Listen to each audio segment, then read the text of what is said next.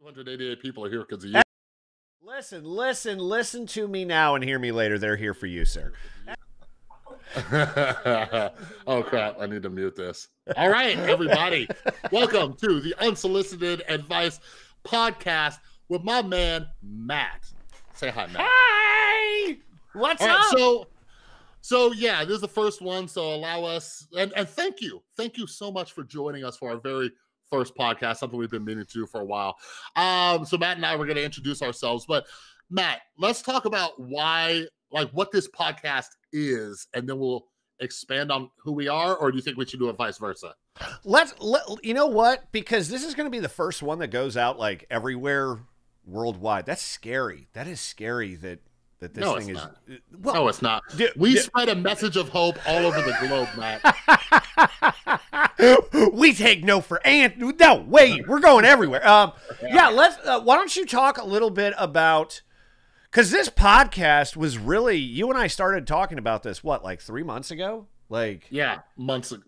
And we were going to take different angles. We were going to make it addiction only. Yeah. But yeah. So I think explaining who we are, and then we can transition into that. So yeah, my story for all the brand new listeners. So I am a recovering drug addict and alcoholic.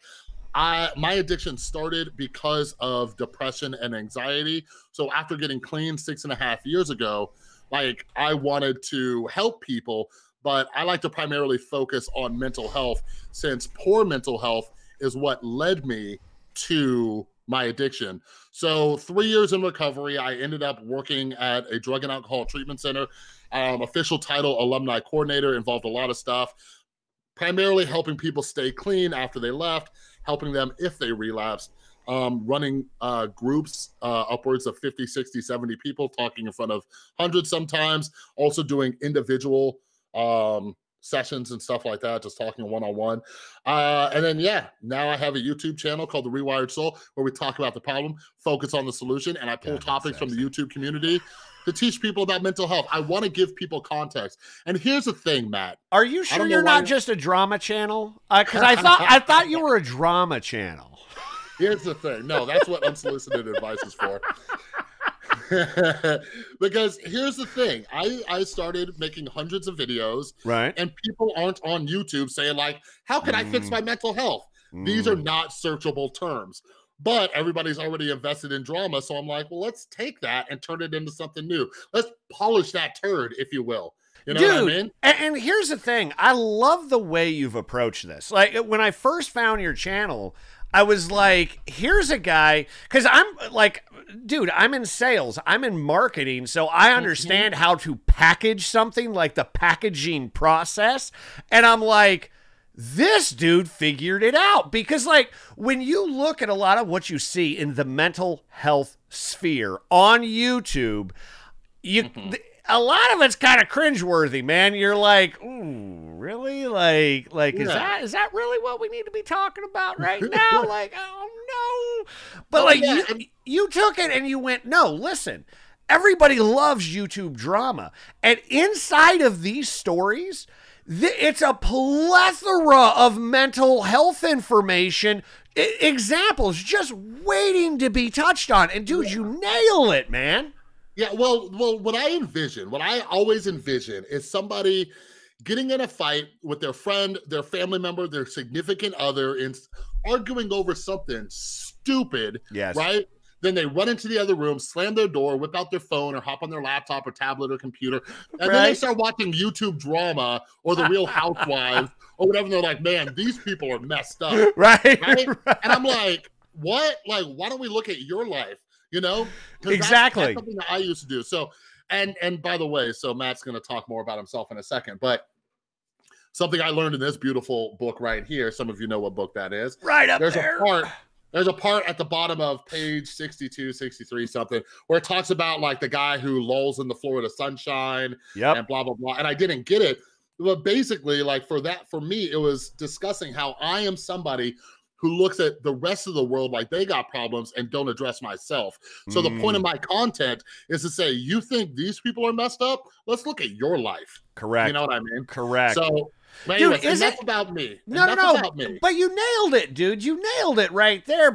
And I think that's what I enjoy so much about your content. And a lot of the comments you do get about just being a drama channel. I love anytime I see drama channel, I'm like, God dang it. Okay, here we go. It's so easy for people to look at other individuals, other relationships, other whatever, and say, man, their life is screwed up without ever taking their own inventory, without ever looking at themselves and going, wait a second, how does this situation apply to my life? Man, that's how I learned, dude. I learned by looking at other people and going, oh, wait, I do that same thing. All the time I do that, you know? Well, yeah, and it's the best teacher. Like, for example, when I got sober and I was seeing people relapse, I would like study them. Oh, yeah. Like, okay, what did you do? Like, what happened to you? Because I don't want that to happen. So, like, the content that we're watching of these real people's lives unfolding in front of us. Yes. Why aren't we looking at it like, why? Like, how can I avoid that same pitfall? Yes. 100%. You know, like I mentioned it in a video the other day, but if we don't learn from history, we're doomed to repeat it, right? Absolutely. So yeah, but who the hell are you, Matt? Okay, I'm still trying to figure this out. I've been on this life journey for about 38 years. I am nowhere near at the end of this journey. My name is Matt. I am an addict. I am an alcoholic. I am an abuser. I am a horrible human being just trying to do something better with my life. I've been in recovery now for about 8 years. First time I got in trouble with the law, a lawful offense, as it were, was when I was 21. And I have had many, many, many run-ins with the law, as it were, over the course of my life. And, 8 years ago, I finally hit a big enough brick wall in life, as it were, that I lost my partner, I lost my children, I lost a career that I thought had been so important. Found myself homeless, literally living under a bridge, and faced that aha moment that said, "Wow, I need to do something with my life." Like, because I was literally at the point where I was justifying living under a bridge the rest of my life, and found help in recovery in centers, found help predominantly in the world of AA, which, I love the conversation of AA. It's always an enjoyable one. At this point, 6 years sober, as I like to say, not clean, sober. Started a YouTube channel predominantly, initially focused on social commentary, and then it's grown since then into merging mental health and assisting small creators, trying to get them out of focus.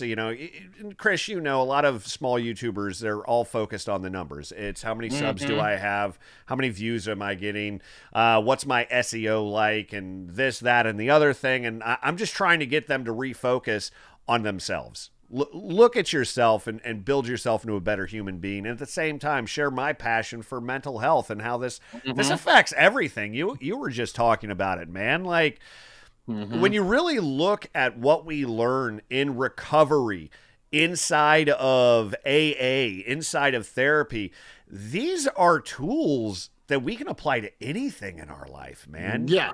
Like, when they know no bounds. Like, something that was promised to me is like, this isn't just a solution to help you, with your sobriety. This is a solution for everything. Correct. I'm like, but here, let's transition into this topic, okay? Okay. So Matt, you're okay. I think it's safe to say that you used to be a hot fucking mess, right? Okay. Yeah. One of the reasons we click is because I used to be a hot fucking mess. Oh, absolutely. So on a scale of 1 to 10 today, how would you rate your life? Today, in the moment, a 10. A 10. Okay. In the moment, I'll take a 10 too. Absolutely. I'll take a 10 too. Absolutely. So this, ladies and gentlemen, is why myself and my boy Matt are 1000% qualified to give unsolicited advice. All right? When you look at two guys where within the past decade, where were you 8 years ago on that scale of 1 to 10? literally like in the negatives. I was under a fucking bridge, Chris, thinking I can panhandle enough money to get another line and maybe a bottle, you know? So yeah, I read my mom, when I hit 100,000 subscribers, she wrote this beautiful like 11-page story about her experience as I was killing myself 6.5 years ago. You right? did, and it brought back all this stuff and everything. And she mentioned multiple times in that story about how I had oxygen tanks and and all these other things. So yeah, like I've been accused of giving unsolicited advice, but this podcast that Matt and I came together on, this is to show you guys what unsolicited advice looks like. Right. This podcast is designed to be a no holds barred, talking about what's going on in the YouTube community, in the news, in social media, in all sorts of things. And we are taking the perspective as two guys like, if I knew somebody like Elle Mills, here's what I would be telling her. Yes, 100%, right, dude? Because, okay, how often do you get hit? And it happens to you probably way more often than it's happening to me right now. How often do you get called out for, well, you should just keep your fucking opinion to yourself, Chris? Yeah, like, how often do you get that, right? And more often than not. Here's what I get. Mind your own business. Right. Really? Yeah. Really? Yeah. You know what? You know what? And one of the reasons I don't mind my own business is because everybody in the chat, everybody listening to the podcast, right? Doesn't everybody hate that person at work that says, not my job, right? Dude. Not my job. None of my business. Dude. Yeah, you know what I'm saying. Dude, it's this insane... Here's what I felt. And I'm not even going to talk about like the entire social media, like everyone's got a voice on social media. And hey, man, it's not my place to say you should have a voice or should not have a voice. But at the end of the day, not like when I see engagement from you when it comes to other people, I don't see you diagnosing them and saying, oh, this is your diet. I don't see you attacking anybody, and I don't see you trying to be mean or vicious. And I know a lot of the times when it happens to me and someone is like, hey, dude, you need to mind your own business. You don't understand where she is. I don't care. My message is for everybody else. My message is for, listen, if this is relatable to your life, here's a few tips that helped me through this shit. Yeah, that's all I'm saying. Yeah, that's it. And then you know what? And like when people, use that word, like, don't worry about them, don't worry about other people. Right. Like, I don't know about you, Matt, but I don't lose any sleep over these other people. Like, I don't think I could stress that enough. I lose no sleep. Like, I don't lay in my bed with Tristan, and Tristan's like, honey, why can't you sleep? And I'm like, what do I do? I'm like, oh, this vlog squad drama, it's really keeping me up late at night. Like, it's not something that is, I'm just like, hey, here's what I see, take it or leave it. So here's the unsolicited advice. Dude, at some point, I so want to get Tristan and Marley together so they can talk about our insanity as recovering addicts inside of mental health. Because I'm sure there are times Tristan looks at you and goes, what the fuck are you even talking? She gets a look in her. She gets a look on her face when I get a look on my face. When I walk in the door and I have something like in my brain. Because sometimes I'm sitting in my car just writing down notes, and I just barge in. I'm like, I got an idea. I did that after my 4-hour drive the other day back from Los Angeles. I walked in the door and I'm like, Tristan, I've been thinking for 4 hours straight. Just like came out. Dude, that is fucking awesome, man. Oh, my God. So, and I wanted to talk to everybody as well. So, this is definitely something developing. Like, this thing is going to evolve over time, I would imagine.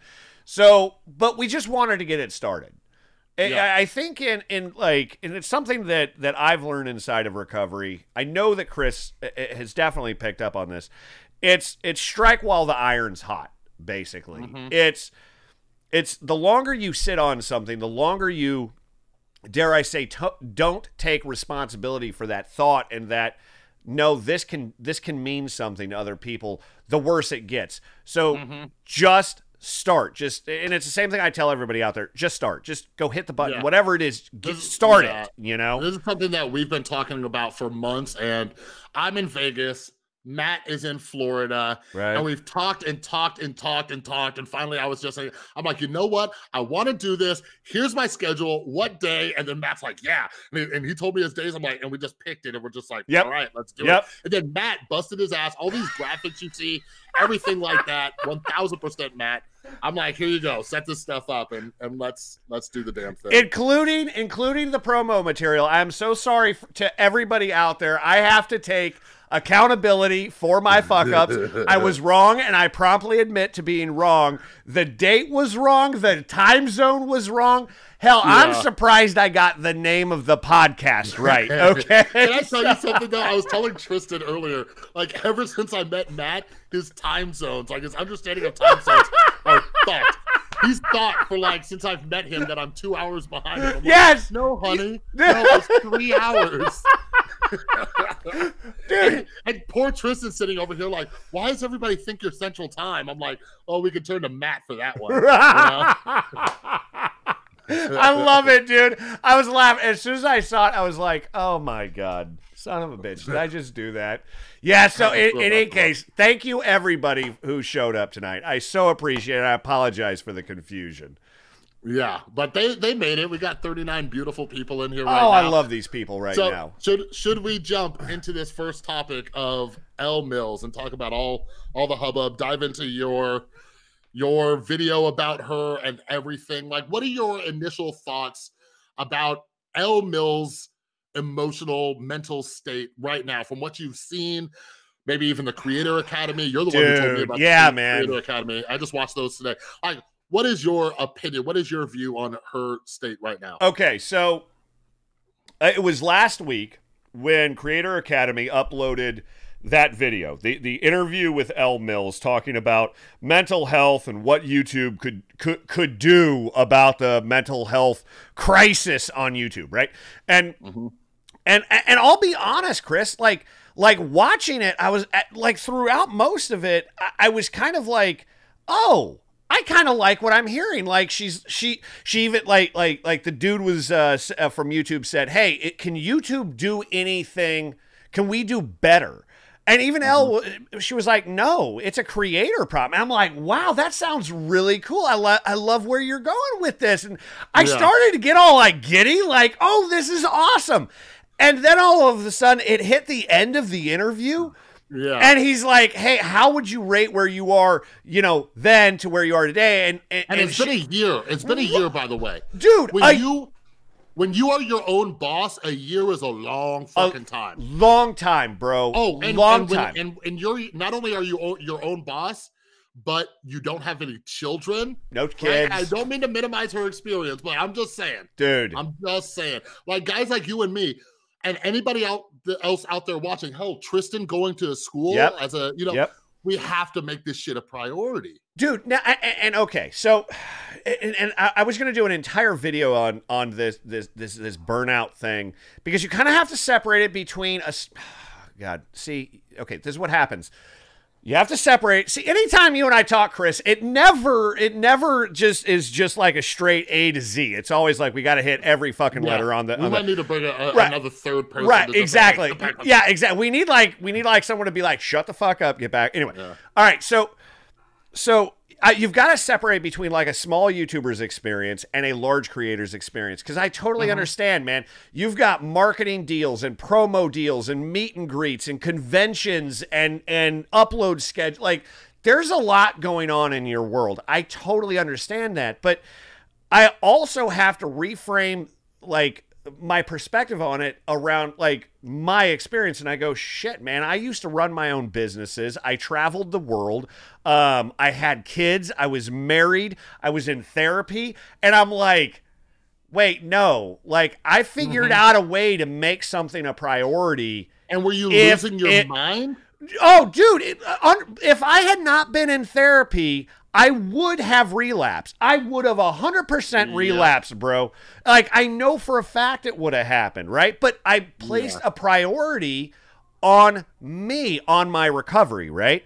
So, so anyways, we're moving through this interview, and dude, her last comment, like I would put it up on screen because like her last comment of this interview floored me because she says, you know, I'm still working through like every day, but I really haven't invested myself in therapy. Yeah. And I'm like, I heard the record scratch. I'm like, what?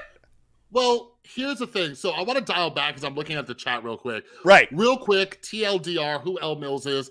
Elle Mills, young woman, 18, 19 years old. Mm-hmm. She started out, I believe, on Facebook, got into YouTube. She's a film creator. She is like a creative genius. She's really good. Casey Neistat shouted her out. She blew up. She got about 1 million subscribers within a year. Last April, she had a mental breakdown. She made a video called Burnt Out at 19. Mm-hmm. And yeah, ever since then, she's kind of been this like poster child for YouTuber mental health. And one of the things that we're talking about is like, is she the right person to even be doing that? But anyway, so that's for all of you who didn't know who Elle was. Right. But kind of like what you said. And part of it, Matt, is that you and I were taught, and this is crazy. This is crazy how recovery works. We're on opposite sides of the country. Right. But correct me if I'm wrong. You and I were taught that if we put anything ahead of our recovery, that's going to be some of the first stuff we lose. Absolutely. 100%. 100%, right? Dude. So 100%. That's what these creators like Elle Mills need to understand is if they keep putting YouTube, because now I'm sitting here, I'm like, okay, now instead of doing all these meet and greets, you're touring around talking about your mental health, not investing in your therapy. I see her going right back into the same trap, right? 100%, dude. And the question becomes, okay, what kind of ambassador are you for a thing, whatever that thing is? It would be like me trying to go be an ambassador for wine and compete against Gary Vee.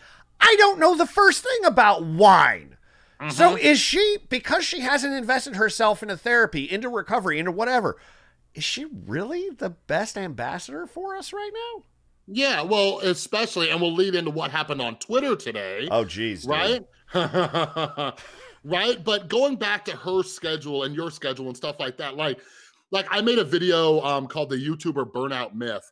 And the reason I made that video was to basically, I get so many comments like, oh my God, Chris, be careful, be careful, be careful. I'm like, do you guys understand? I was doing daily videos while working full-time, had a side gig, had my son, had my Tristan, had my cat. Like now I'm working less now, right? Actually, when I posted about the podcast somewhere, somebody was like, oh my God, don't overload yourself. Right. You know? And I'm like, you guys, I still have plenty of time. I play video games, go to movies, all sorts of stuff. So like when we put it into perspective and like, so one of the things that, you know, I like how we're kind of connecting, like I kind of talk about bigger creators. You're talking about the smaller ones. Smaller creators have just as much, if not more going on because even though they don't have the time to dedicate to, you know, something that like Elle Mills would do or Lilly Singh would do, most of them are working full-time jobs. Most of them are trying to, you know, they're trying to pursue a dream and not really knowing if it's going to work out. And every small creator has to sit there and battle in their head like, am I taking away from time? I know when my channel was smaller, every video I made, it was because I was a freelance writer. It was taking guaranteed money away from me writing a little blog post. 100%. You know?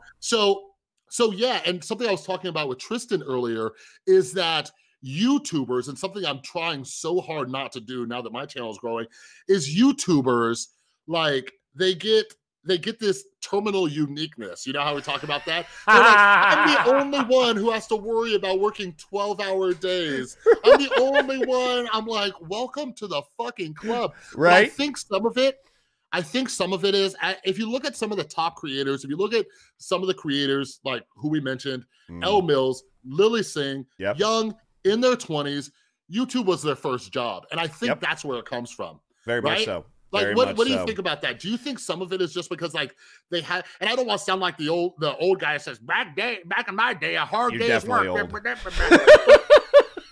But to a certain extent, it's like, have you ever had a real fucking job in your life? Yes. Like, because it's all about comparing, right? Like when I look at like what I'm doing now as a full-time YouTuber to what I used to, I'm like, I will take this any fucking day of the week, especially because I don't have a shithead boss breathing down my throat. Yes. Helping them run their stupid business into the ground. Yes, dude. Well, it comes from a frame of reference, right? And like you and I, again, like we both follow a certain. Well, I'm just going to call it for what it is. You and I kind of more ascribe or subscribe to a Buddhist type of philosophy in a lot of cases, right? Like, so it's like, it's all a matter of perception of your reality, like how you are perceiving your reality, and that's your truth, right? People hate hearing that, by the way. I'm sorry, dudes. That's just how it is. That's why, like, someone can say something and I'm like, okay, that's your truth according to you. It doesn't make it right. Okay. Well, let's take that real quick. I'm sorry to interrupt you. No, you're fine. Has your mental filter changed over the past 8 years of getting sober? 100%, dude. Yeah. Like me, when information used to come out, especially when I was doing my 4-step and stuff, I realized like everything that like I always thought people like when I was writing it down, I always thought people were talking down to me. I thought people were being condescending. I thought people thought I was lying. I'm like, wait a second, Chris. Like, maybe it's you. Yes, right? Yes, like, dude. And it's so hard for people to just pause. Everybody listening or watching to this, do me a favor and at least once today, pause and say like, maybe my way of thinking ain't that great. Dude, I just, like literally today, my upload today was about how we lie to ourselves, right? And in my opinion, unless you've gone down this road of truly investing yourself into therapy, truly if you're an addict or if you have a mental illness, if you've gone down the therapy route, like you don't know what your truth is because you've never invested yourself into discovering you as a person. So I remember when I first got into therapy and my counselor was like, I told him, oh man, I'm going to be honest. I'm going to tell you the truth. And he just looked at me. He goes, dude, you don't even know what the fucking truth is, man. So let's start on online about yourself and then we'll find out about the rest of it. Right. And I was like, damn, man, like he's right. So as I've grown over the past like 8 years, dude, like, my big example is it's to the point where anytime I even get happy right now, I have to stop myself and back up and go, wait a second. I need to filter this. Why am I getting so happy right now? Am I feeling something here? Am I feeling something here? But dude, and even when people talk to me and like your immediate response, I want to get mad. They're calling me out. And then you have to go, no, I need to actually ponder this, A lot of it I think is just taking accountability for yourself. But dude, I think that's why you were kind of surprised by Elle Mills when she said, the creator's responsibility. Because some people, and we've met these people in the rooms, right, where they talk it, but they don't believe it. They know what to say, but they don't even believe it themselves. Oh, dude. You know what I mean? Dude. Like Tristan even chuckled when, I forgot which video, because we ended up watching all 3 of Elle Mills' videos for the Creator Academy. And she said that she's disappointed if she doesn't get 1 million views per video, okay? Her channel, I know, look at your face. Her channel has 1.6 million. Oh my God. Somebody like me, I'm shooting for 10% of views. Yes. View to subscribe ratio. Yes. Which is good. That is really good. That's really good. 10%. Yes. Right? That's great. People say 5% should be the lowest. Right. So she's talking about like upwards of 100% of her subscribers. Like, what the fuck? Who told you this? Like, something we'll be talking about a lot throughout this show is managing your fucking expectations. Seriously, like, dude. Shit. Oh, like, I would lose my mind if I expected every video I put out to get 100% plus of my subscriber base. Yeah, exactly. It's insane. It's so ridiculous. Like, what fantasy world do you live in that is your expectation? Yeah, I'm surprised the guy who was interviewing her wasn't like sipping his coffee doing, like, excuse me? I work for YouTube. Are you fucking insane? Right, exactly, dude. Well, I did want to get back your video on burnout, because when I did my video on burnout, I actually did a little bit of research, and honestly, your video was one that popped up. And granted, I watch a lot of your content, so obviously it showed up. And man, I'm laughing my ass off watching your video, because even like I had to take a step back and I go, like, if Chris can prioritize his mental health, then fucking anybody can. What the fuck is that supposed to mean? Dude, because you're a fucked up human being. Dude, you are putting out 2+ videos a day. You were working a job. You were working your own content. You're working a new, let's just call YouTube what it is. It's a business. You're invested in a relationship. You have children. You have cats. You're traveling. You're doing all this shit. And if you can prioritize your mental health, nobody on the planet has an excuse. Well, yeah. I'm sorry. That's what I say. And then people like, oh, you don't understand. I'm like, listen. No. Surprisingly, I do. And here's the secret about my mental health. Like I actually just started doing therapy through BetterHelp about a month ago, right? So I just got into therapy, you know? Okay. And here's the thing, like, and I don't know if this is it for you too, and I don't know if people need to meditate or just read some books. Like, it's that whole perception and reality thing. I'm just telling you, like, especially after getting into mindfulness, like I'm able to, like, kind of like what you were mentioning a few minutes ago, I'm able to question my thinking throughout the day. Like, why am I upset? Why am I angry? Why am I happy? Why am I sad? Why am I anxious? Why am I afraid? Like, I just question it constantly. As you should. And like, yeah, I have my slips. Sometimes I get a little bit more upset than usual, but I have this thing where I can sit back. But so many people are just in this autopilot of just emotions, right? Yeah. Like people, one of the biggest illusions that we all have as humans is we think we're in control and we're just getting pulled around constantly by our emotions. Oh God, right. Left and right, happy, sad, give me this, take away that, give me, take, you know? And more. It's a hot fucking mess. Yes. And then when you sit down and you start to identify how many times your brain's actually doing that, you're like, whoa, you know? Dude. And so getting back to what you were saying is like, yeah, me managing my mental health with the amount of stuff that I do, it's because I believe, this is my theory about myself, I've trained my brain in a way to just notice this shit as much as possible. And one of the benefits is, since I talk about mental health all day, it's always on my mind, you know? Let me ask you, you talk about, and I'm sorry, this is somewhat off topic, but I think it's important that we discuss this. A big focus of mine is self-awareness. I like focusing, and I use that term a lot, and you use a term quite often, which is mindfulness.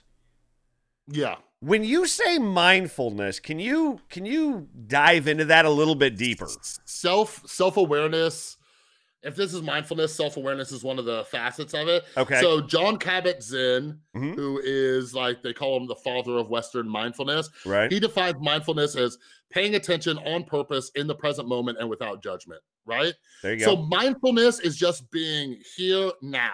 Right. Oh, okay. Like, rather than getting caught up in my thoughts about what is going to happen later today or tomorrow or I'm more noticing that my brain is actually doing that. I like, you know, does that make sense? 100%. So rather than following the story, I'm noticing the story. Or mindfulness, they say like most of us in that autopilot that we're talking about, we're inside the movie, but when you start being more mindful, you're sitting back and you're watching the movie. I like this. Right? I like this very much so. I very much like this. It's stepping out of you and really taking a look at what's going on. And as Larry so eloquently put it, I believe it was Larry, be here now. That's all it is. Larry? Who the fuck is Larry? Larry? Timothy Leary. Timothy Leary. Who's that? Jesus. Oh, Chris. What? I will get you. Timmy, he's a burnout stoner hippie Buddhist Zen guru from the 60s, man. What? Dude. All I know is Who's that one guy? That Not the dude from the Fire Show. Not the dude from the Fire Show. Not that guy. It's a different Larry. That's Dennis Leary. No, Alan Watts. Everybody talks about Alan Watts. Alan Watts is another one. That's another one. Yeah, exactly. You got any books? You got any books? Yeah, I'll make some book recommendations. I'll dig up a few and shoot them over to you. Yeah, man. But that's what he preached. Be here now. Like that's all it's about. It's being in the moment, being present. It's awesome, man. And so to me, I've used self-awareness to fill that place, and it's really just. It's the same thing, I guess. Yeah. Maybe I'm using the term inappropriately. Well, maybe. here's my thing. It's actually what I was just talking to my therapist about was the thing that's been messing me up lately about self-awareness, and maybe it's just because I just finished this book on ego, is being self-aware, but also just maybe justifying my awareness. You know what I mean? Like I'm aware that I'm being an asshole, but I keep being an asshole because my ego's telling me that it's a good thing. Does that make sense? So like I'm kind of like talking to her, and I don't know if she was ready for such a philosophical crazy person to be her client, but I'm just like, so I notice what's happening, but am I justifying what's happening? Right? I was just telling Tristan about one of my friends who. Like I'm constantly studying people, right? Like going back to like, why does it matter? Leave them alone or whatever. Like it's just the way my brain works. I'm constantly analyzing everybody around me. But I was telling Tristan about one of my friends I was talking to, and I'm like, you're absolutely fascinating because you're extremely self-aware of all of your bad habits. You're self-aware of all of your bad thought patterns and behaviors and all these things. Yes. But you're not fucking doing anything about it. No. You know, like, so I'm like, what's worse? What's worse? Right? Not having self-awareness, because ignorance is bliss. Yes. Or knowing, because there's that old saying, right? Obviously, like, insanity is doing the same thing over and over, expecting different results. But people have said to me, like, no, insanity is doing the same thing over and over and knowing the result. Correct. And keep fucking doing it. Right? Well, does that go beyond insane into you're just an asshole? Like, there's something wrong with you, man. If you just like, okay, so like here's my thing with the entire self-awareness thing, because I know people like you're talking about. They know what they're doing. They are acutely aware of what they're doing. And they choose to do it anyway. Yeah. Right? Well, that's what isn't that like why addiction is such a bitch of a disease? It is. It is 100%. Because if I got honest with myself, as I'm sure you have many times in the past, I knew what I was doing was not cool. But I chose to continue doing it. I used to ask my clients, right? Like how many of you in here didn't know that heroin was bad for you? Right? Like, I don't think anybody's like, oh yeah, let's try this out. I heard, I heard it's pretty healthy. Yeah, shoot this up. I love my doctor because she's like, okay, don't smoke. I'm not going to lecture you. Right. You know smoking is bad for you. Like, right. I've never picked up a cigarette. I'm like, this is probably going to make me lose some weight. Like, no. So I heard this somewhere. There's common sense and then there's common action. Right? So like, for example, one of the reasons we have this podcast is it's common sense to take care of your mental health. Yes. It's common sense to work on your anger issues. It's common sense to work on your relationships. All this shit is common sense, but what the fuck are you doing? See, and that's a big one. I think that's where my experience leads me to most people. That's where most people fail. They become aware, okay, I have this issue, whatever it is. If it's an addiction, it's anxiety, it's depression, an eating disorder. I don't give a crap what it is. I don't care. What are you doing about it? Now that you are aware, now that you are, I've got this issue. What are you doing? And for the most people, most of the time when I talk to people, it's like, well, what do you mean? And I'm like, are you seeking a help group, a support group? Are you in therapy? Yeah. What are you doing about this? Well, that's why I say over on my channel, we talk about the problem, but focus on the solution.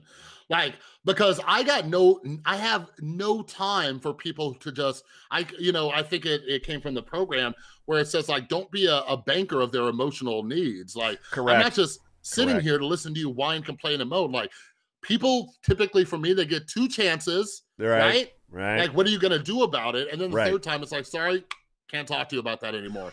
But let's circle this back to Elle Mills, because this had me thinking. Please. So, like, what do you think about, or what suggestions do you have, or what have you done for the longevity, right? Because I know for a fact Elle Mills started therapy, right? How long did she go?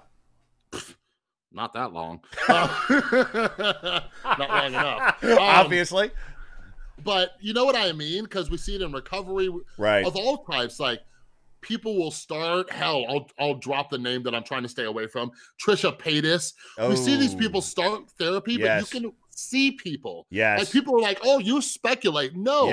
I've just worked with a lot of mentally fucked up people, and you can see. Like, for example, you and I have been around long enough where you can tell when one of your recovery buddies isn't going to meetings anymore. Absolutely. Right? 100%. You could see that kind of the entire affect changes, and it's like...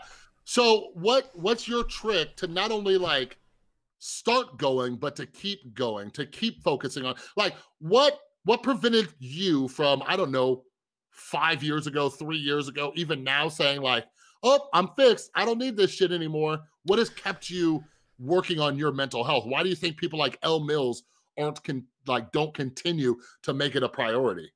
See, and that's a tough one, man. And I think it's such a good question. And I think if you were to ask anybody who spent any amount of time in recovery or therapy, their answer would be different. Mine specifically is what kept me going back to drugs, inappropriate behaviors, drinking, everything like that, is I would forget, honestly. Like I would force myself to forget how bad it got. Right? Oh, yeah, for sure. And I would just, like, I don't know, man, like, I'd be clean for a couple months, and then I'd be like, oh, I'm going to go have another line, or I'm going to go pop another pill, you know? And I would just keep repeating the cycle. So this last go-round, I journaled everything, like, everything. And anytime I thought for a moment, I'm better, like I'm healed, I've got this licked, I would go read my journal and then take a meeting to jail. And I would go, oh, I've been here before. Yeah. Oh. Right? No, and that's and so it was this constant keeping it fresh. That's all you're doing, is keeping the memory of how fucking bad it got fresh. It's more difficult for me now. Like, I loved working in a rehab center. Right. Because it was a constant reminder. Like, every week I did a detox group and seeing that. But one thing that I would ask people, because I would see people come into treatment, relapse, come back. Right. And a common question I would ask was, did you forget step one? Those of you who don't know what step one is, you know, admitting that you have this disease, right? Yep. And a lot of people would say, yeah, right? I know that if I forget, you know. So I remind myself, I never want to forget about how shitty my life it was, right? I don't want to forget that. I can't forget that. I did a cold turkey detox. I do not want to forget how painful that was. Every time I walk into the grocery store, I see the pharmacy and I wonder how many opiates they have behind that counter, right? I'm like, oh, wait, motherfucker. Is that wild or what, Chris? Yeah. Dude. You know? So here's the thing, like, you and I, like, we deal with like addiction, but we also like dealt with our life sucking. Yeah. So I would think that somebody like Elle Mills or Lilly Singh, some good unsolicited advice. Oh snap, that's the name of the show. Some good unsolicited advice, right, would be to never forget. Like, the second Elle Mills is like, yeah, I'm not really plunging into therapy, watch your fucking mental breakdown that you broadcasted to over 1 million people. Like, watch that and say, do I want to go back to this place? Yes. Do I want to go back to this place, you know? Okay, so here's my question. And I just always say that most people who suffer through any type of mental, I consider addiction a mental illness. I'm sorry. I put it in there with, it's in the DSM. Exactly. So hey, sorry, it's there, right? But what is it that prevents people, do you think, from investing into it and staying the course with it? Because, like, we see a lot of people do this. They go to a meeting And then, or they go to therapy once or twice, and then they're like, "Oh, I'm done." What do you think is the perpetuating cause of this? Well, based on the neuroscience and shit like that. Well, here's the thing that people don't understand, specifically with addiction. But you in your video, you related the numbers and everything to an addiction and withdrawal, right? Yep. What people don't understand, and I wish I could make this clear, so I'm going to say this loud enough for the people in the back, all right? Psychological dependence is 1,000 times worse than physical dependence. 100%. Okay? That thing, like you were talking about in your video, like Lilly Singh not being able to take that break. Yes. Right? It's something with me. It's something with me too. Now, I can take breaks and stuff like that, but they're very short. Like while I was out of town doing a bunch of work, when I was sitting in my hotel not doing anything, I was going nuts. But it wasn't like, oh, I need numbers or anything like that. It's like, right. But I was telling Tristan too, when I was reading my mom's story about me, and she was talking about when I first got sober, I'm like, that's one of the reasons I'm so productive, because my first year sober, I literally didn't do shit. Really? Like, I had no job. My son was in Las Vegas.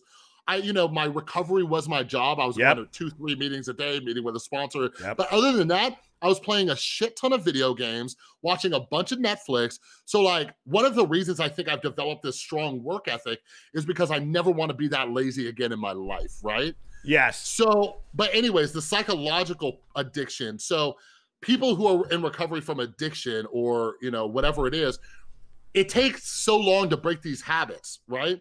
Like, excuse me, that's why mental health treatment in places like Europe, when they have way better mental health care, people are in treatment for 3 to 6 months because it takes a while to break these psychological bonds. Because, for example, you're a smoker, I'm a smoker. Do you smoke after every time you eat? Yes. Yeah, exactly. Me too. That's why it's hard. Like there's a great book by Dr. Judson Brewer called The Craving Mind. We are making these neurological connections. That's why you see people who were their substances of choice were alcohol and cocaine, and they're like, oh, cocaine's my problem, but I can still drink. No, you can't, motherfucker, because every time you drink, your brain wants cocaine because it's associating those two things. So that's one of the reasons why it's hard for people to stay stopped. But yeah, it's a lot of unhealthy habits. Like when you were talking about relationships, Oh, dude, yeah, man. People like a big trigger for a lot of people is loneliness.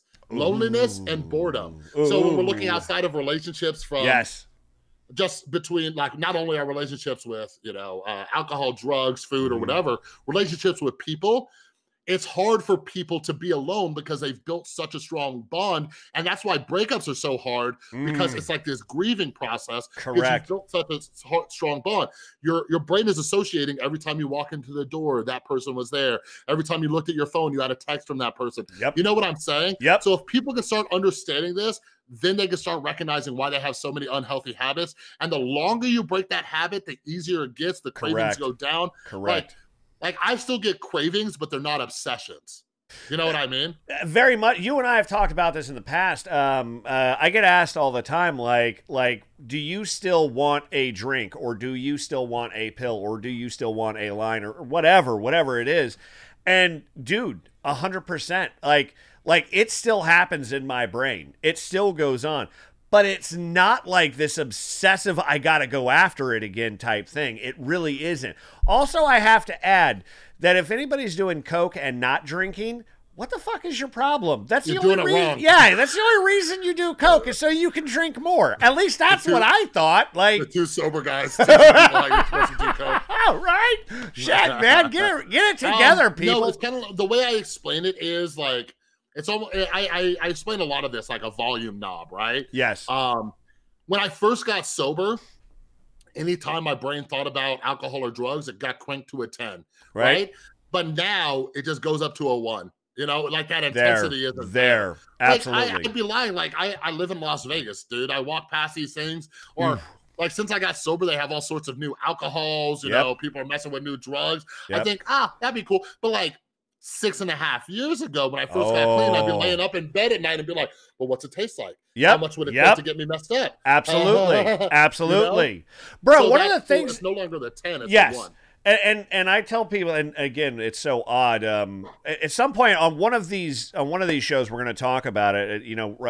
Rebuilding positive habits and what that takes. A lot of it is, repetition, basically, to rebuild certain habits. But dude, I'm constantly on sales calls, constantly in presentations. I do a lot of client entertaining.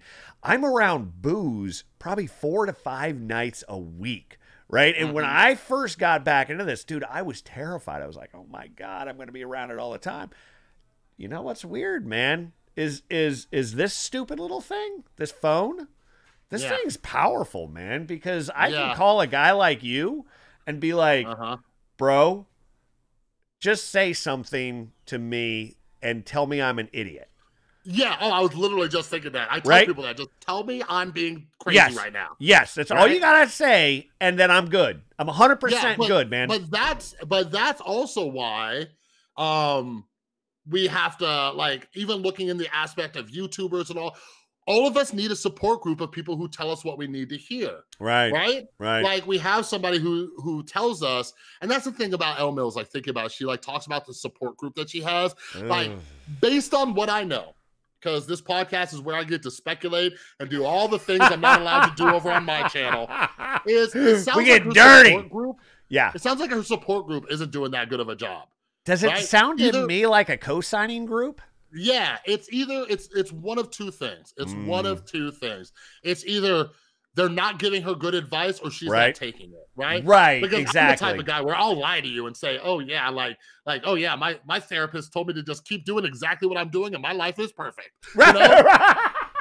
Right? So it's easy for us to lie about that, but it's also very well possible that she doesn't have a support. Like she says, like she talks about how her support group is there to tell her when she feels like she's overworking herself. Right. But if I was in Elle Mills' support group, I'd be like, why aren't you in therapy still? Yeah, like, dude, right? Like, I said it in a video today. I surround myself with people who hold me accountable to the fucking truth, and also do not let me bullshit myself. Because I can bullshit a lot of people, but I'm the best at bullshitting myself. And guess what? It takes a lot of people around me to look at me and go, Matt, you are full of shit. Don't do that. And then I'm like, oh, okay. Listen, before we keep going, ladies and gentlemen, we are going to take a short 5-minute, maybe 10-minute, somewhere around it. We're going to take a break. It's top of the hour. We're going to take a quick break. While we're on break, if you could do us a massive favor, put a tweet out about this. Put it on Instagram. Put it somewhere. I would appreciate it. Chris would appreciate it. We will be back in just a few minutes. All right? Go get a snack or something.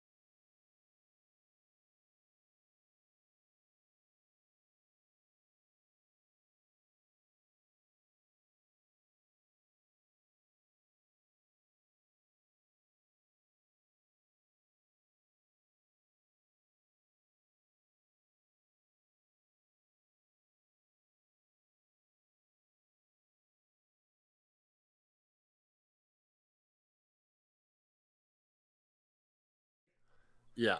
Okay. All right, boys and girls, we're back. Thank you so much for allowing us to take a break. You know, we have things and stuff and all that good stuff. So anyway, yeah, dude, Twitter, Elle Mills, you saw it. You watched it happen today. It was crazy. It was crazy. So those of you who missed it, make sure you go check out my new video about iNabber possibly bullying Elle Mills, but he didn't. Here's what happened. Elle Mills got a tattoo. Okay, Elle Mills got a tattoo of the word tattoo on her bicep. Okay, she has another one. Here's the thing, too, that I noticed with Tristan later. Her first tattoo was one on her other bicep. I think it was her first tattoo. And it says, no regrets. And she purposely spelled it wrong. So you figure she's goofy girl, gonna do this. But she got the word tattoo on her other arm. Right. In Comic Sans. Okay? All right. The worst font on the planet. Understandable. Okay. Yeah. Okay. So this is the reality right. that we're in. Right. She posted it on Twitter, and a lot of people were making fun of it. And then she deleted Twitter. And I'm sitting here going back to expectations, like, what the fuck did you think was going to happen? Yeah. So yeah, that's iNabber's tweet right there. And he was like, Mom, I'm gonna do something quirky today or whatever. Right. But yeah, so right after that, the other picture I didn't send you was she blocked iNabber after he said that. Whoa! Right? This was right before she deleted her Twitter. And I'm just sitting there. So going back, bringing this thing back, like, is this young woman the mental health ambassador that we want? You know? Like, if this is something where, okay, so it's almost a year later. We're 2 months shy of a year from her mental breakdown. Right. He's doing this world tour of talking about the importance of mental health and posting a tattoo that she knew was goofy, right? And then leaving Twitter. Like, what are your thoughts? Like, I don't want to sound too brutal. Like, yeah, online bullying is terrible, but I said this in my video. If you expect people on Twitter to quit bullying, like, you really need to check what your reality is, right? Why are you holding your tongue? Why are you holding your tongue? I'm going to say mean, hurtful things, and people are going to be mad because Elle Mills is listen, Elle Mills is fantastic. Like, she is a very creative human being. I think she's very funny. She's very creative. This is what we call the sandwich technique. Right? Started with something good. He's going to hit her with the yeah, because this is a shit sandwich is what it is, dude.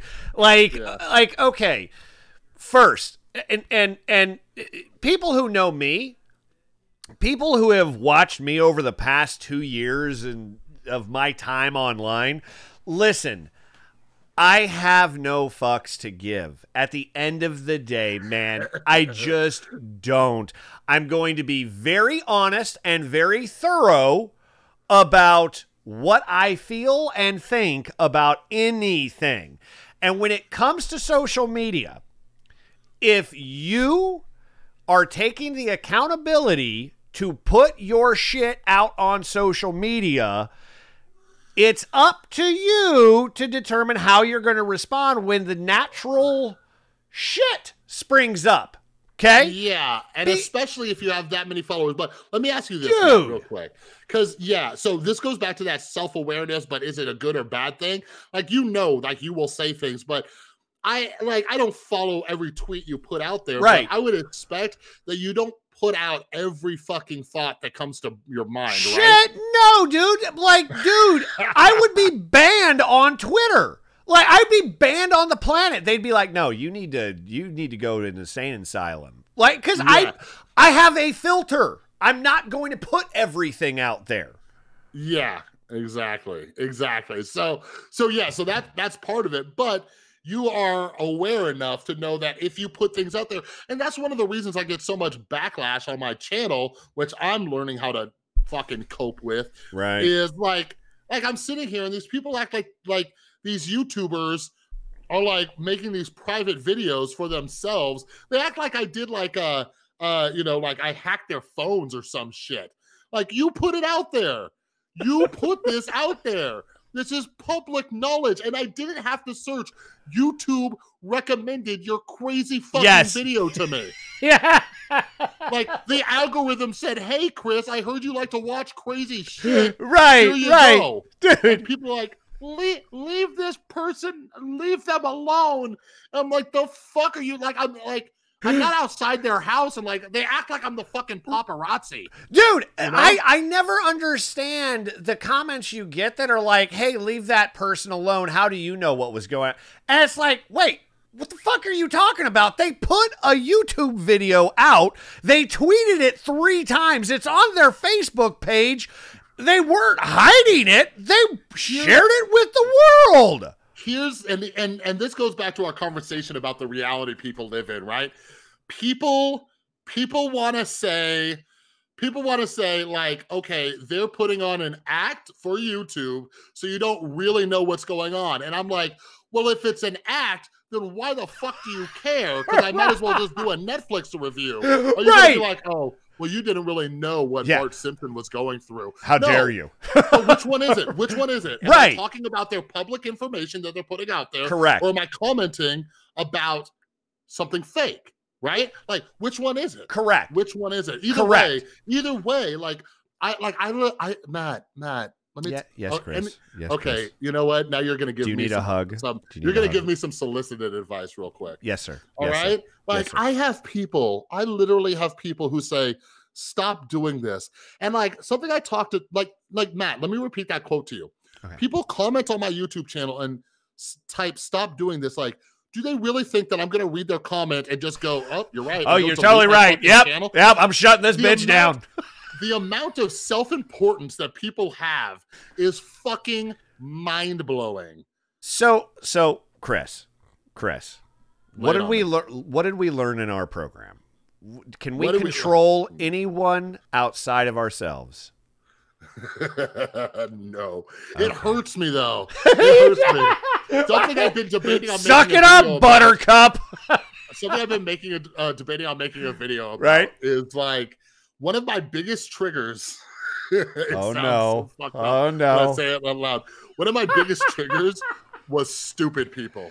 No, just the amount of stupidity I was dealing with. Like especially I was working in customer service and somebody just ranting about the dumbest shit. And I'd be like, hold on 1 second. All right, go ahead. You know, like I just couldn't handle it. Dude. So like when I see people say, you need to stop doing this, you need to do, I'm like, what makes you think? Yeah. Right? That you are so omnipotent that I would humbly say, thank you for letting me know that I need to stop this. I'm going to address this right now. I had no idea, but fucking Sally fucking Smith on YouTube, her comments really brought me to the light. You caught me at that right moment where this intervention worked, where I realized the rewired soul is a complete sham. Yes. I have people who are like, you're a licensed therapist. You're not a licensed therapist. You shouldn't be giving advice. Jeez, I love that one. You're right. Yep. I will never go. Hey, what's faster? Should I take this freeway or that freeway? Right, Sorry, exactly. Exactly. I'm not part of the DOT. I don't know. I cannot give you advice on this.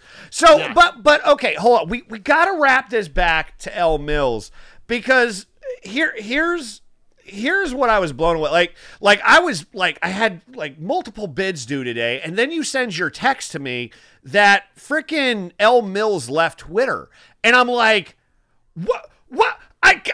And I'm like, I got bids, I have work, and then I have to go on YouTube and Twitter and see. And I had to step back, and as I'm like driving home thinking about this, I'm like, wait a second. Here, Elle Mills, like she's the one who the Creator Academy is interviewing about mental health, right. She's the fucking face of mental health on YouTube. And again, I love Elle. I love her. She's fantastic. But any human being who's going to get a little bit of heat, not even a lot of heat, not even a lot, just a little bit of heat on Twitter, and then have the flip side reaction of shutting down her Twitter account. Okay. That's what we, go ahead. Okay. Now you're getting me riled up. Right. So here again. as with all things that Matt does, Matt takes a situation, then he mirrors that inside of his own life, and he's like, how have I responded this same way? And I've got numerous examples. It would be if I didn't get a bid or I didn't win at a project or something like that, I would just immediately be like, fuck that client, the worst human being on the planet. I'd go hit the bar, do a couple lines, get trashed, and then go do it all over again. Okay? Yeah. This is uncontrolled, illogical, irrational reactions. We're just reacting to things is all we're doing. Yeah, well, that goes back to that autopilot, right? We're just constantly reacting and we're not responding to things. But here's the thing too. So talking about Elle Mills being this mental health ambassador, like something I try to teach everybody is check the source. Right? So for example, everybody listening to this podcast or in the live stream right now, all of you have some shitty uncle or aunt or cousin who every time you see them, they're giving you life advice. I have to sit there and check the source. Like if somebody's trying to tell me what to do with my life and their life sucks and they're miserable, why am I going to take their advice, right? Correct. If I know somebody who like went to medical school and they're a doctor, they're making hundreds of thousands of dollars a year and they're miserable, and then they're telling me what to do with my life, it's like, well, you're not happy. Right. So when we look at Elle Mills and it's like, okay, you're telling me what to do with my mental health. You got a tattoo of the word tattoo. We're surprised by the response. Should I be taking your mental health advice? Right. So let's talk about licensed and credentials again.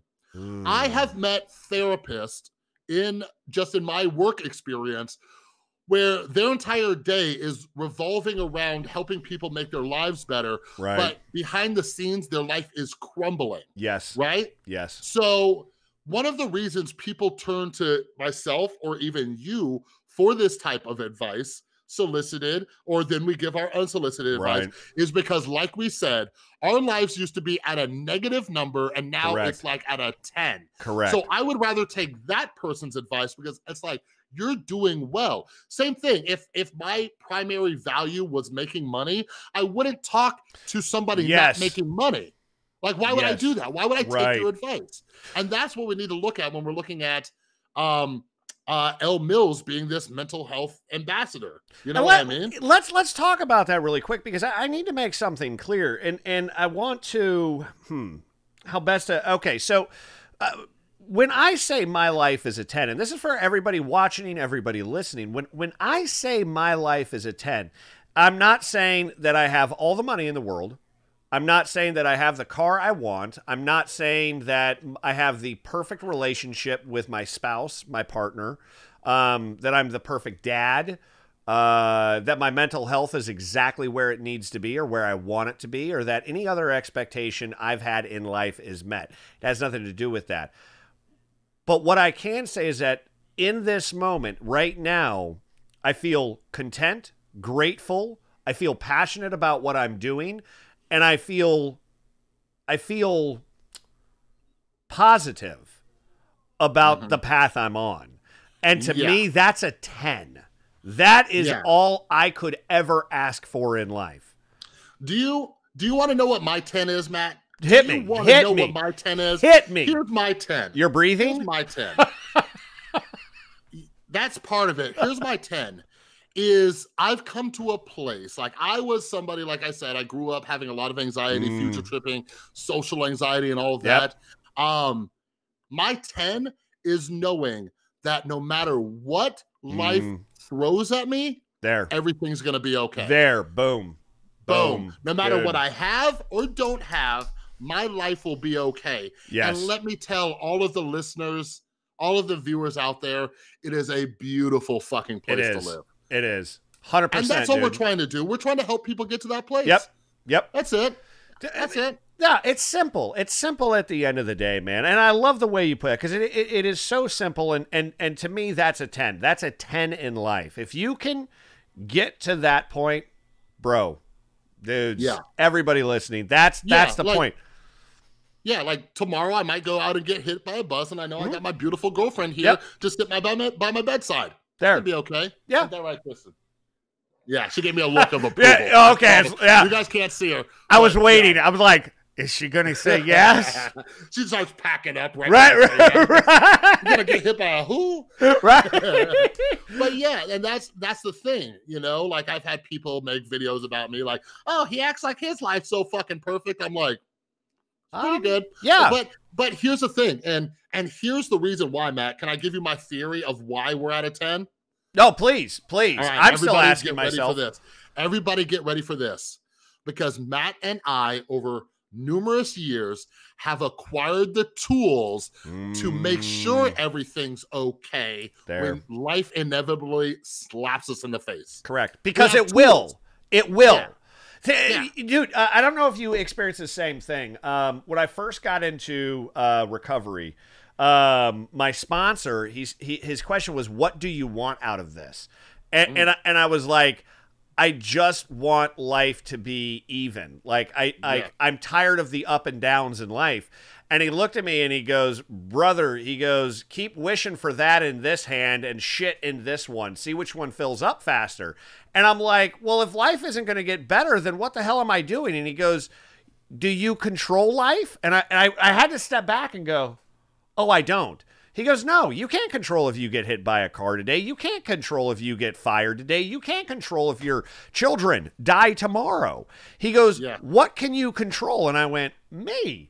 And he goes, then you are the one you need to get even keel and steady. And I went, oh. That's why I'm always telling people it's a lot easier for us to fix us than it is to fix the rest of the world. Yes. So many people are spending time just wrapped in their head like, why can't these people do this? That's what I was saying about Twitter. If you ever expect everybody on Twitter to be nice and all these other things, no. How about you take all of that energy that you're exerting, getting into these fucking Twitter feuds, and put it on yourself and say, how can I work on the way that I respond to this? Correct. You know what I mean? Correct. So like, and that's what I'm saying. So when we talk about Elle Mills not putting her full effort into therapy, she doesn't have tools for what is happening, right? And this is why, like, you know, I've been on YouTube, like, really putting effort in, like, over the last year and covering a lot of different topics and people and things like that. But like, I predicted in a different video, but it's not because I'm a psychic. It's like, if this person doesn't continue to work on themselves, we're gonna see it happen again. I think I said that about Lilly Singh, actually. I said, if she doesn't continue therapy and working on herself, we're gonna, like, I think 2019 is gonna be a year where we see repeat burnouts. And absolutely. That's what I think. Yes, 100%. Right? I 100% support that assessment of the YouTube climate right now. You're going to see it happen again. Yeah, right? And then we, like, so yeah, I can't wait for that episode. Oh, yeah, right? Absolutely. Because you can sit here, because and it's crazy. Have you, remind me, Matt, have you worked in treatment? Did you ever work in treatment? Or just like in the rooms? In rooms, and then once I finished with my state mandated, I actually stayed with that same group. I still go there, and you know, it's what my counselor has a great way of putting it. He calls it the alumni program, and it's a slap in the face to that you actually graduate from this thing. Right. And I work with that group, and then I work with another outreach program who takes meetings and counseling therapy into actual jails and whatnot. So, but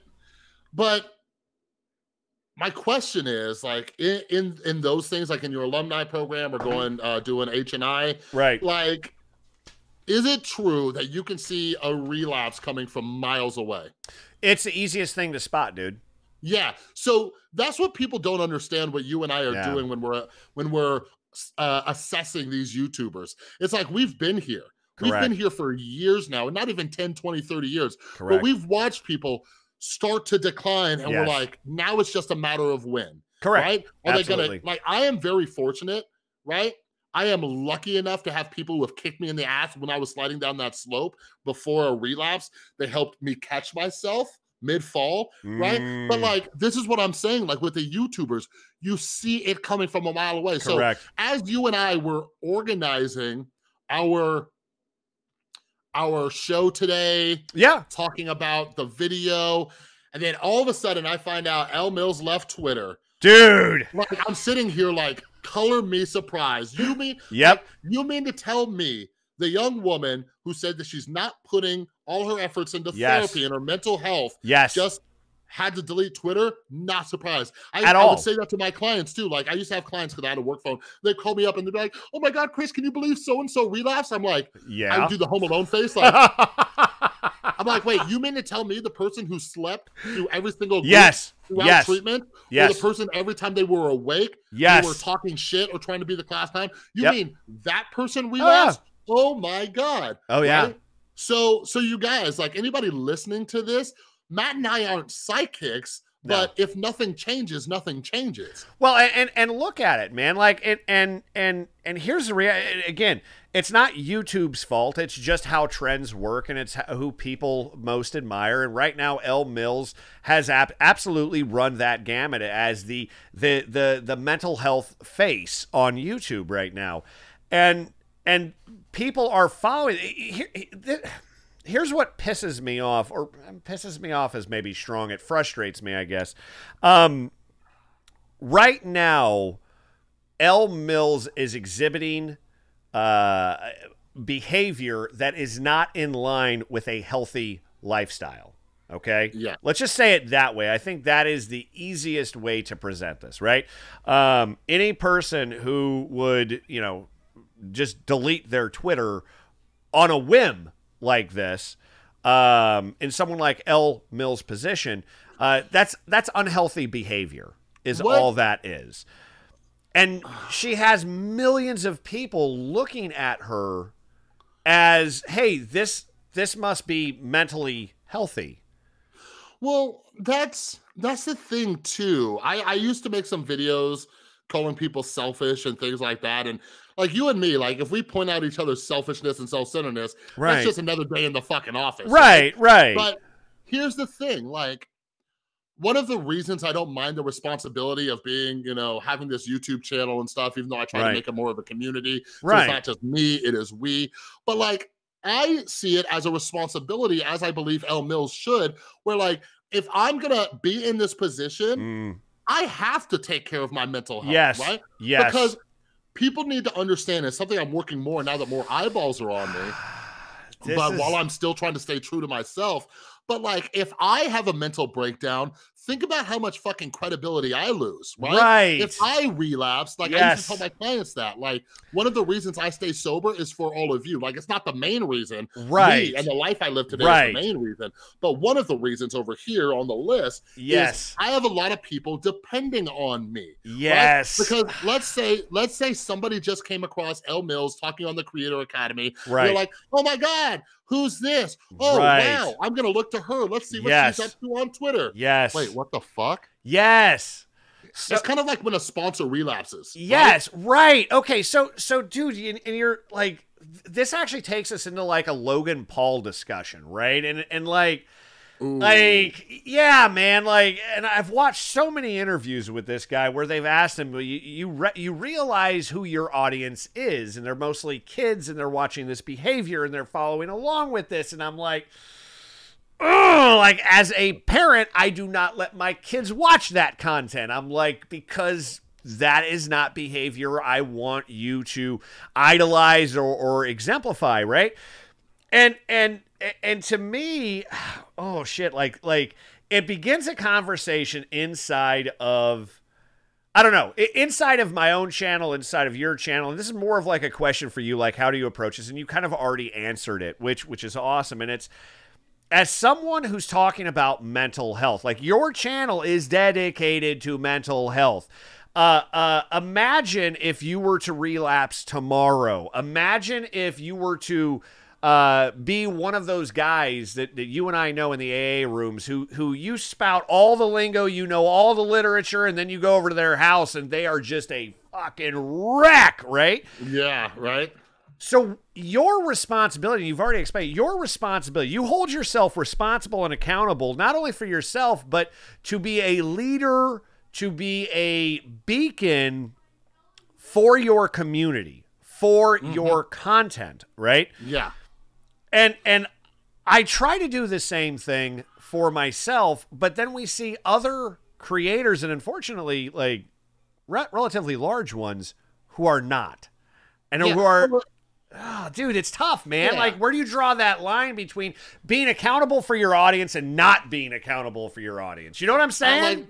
There's a level, and it's just like, use it as a way to be a better person. Like, right. Like nobody can argue. Like, one thing I couldn't argue with the rooms, like, I disagreed with this. I disagreed with the spirituality and the God thing and all these other things. Right. But I couldn't disagree with being a better person.